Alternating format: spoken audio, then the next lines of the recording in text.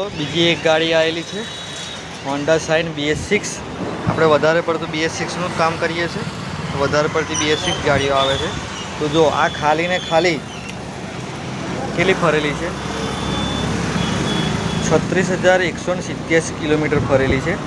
ખાલી વરસ થયું છે અને પ્રોબ્લેમ એવું થયું, જો શોરૂમમાં 2 વાર ટોપ રિંગ બદલાઈ તો પણ ત્યાંથી ઓઇલ બરાબર લીકેજ થાય છે। જો કેટલું બધું લીકેજ થયું છે।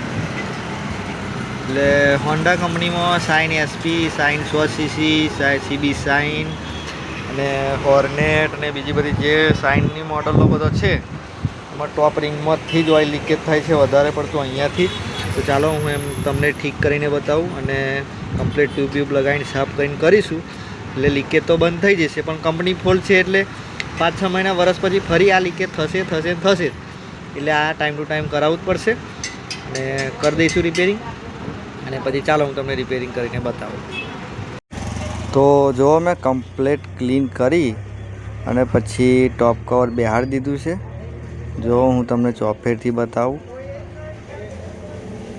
જો આ રીતે મેં કમ્પ્લીટ ફિટ કરી દીધું છે। એના પણ થોડી વધારે વાપરી છે કારણ કે વારે ઘડીએ લીકેજ થાય સારું ના લાગે, એટલે ટ્યુબ થોડીક વધારે મારવાની, પણ સાવધાની રીતે અંદર પહેરાને જો આ જ રીતે કામ કરશો તો પરફેક્ટ કામ થશે।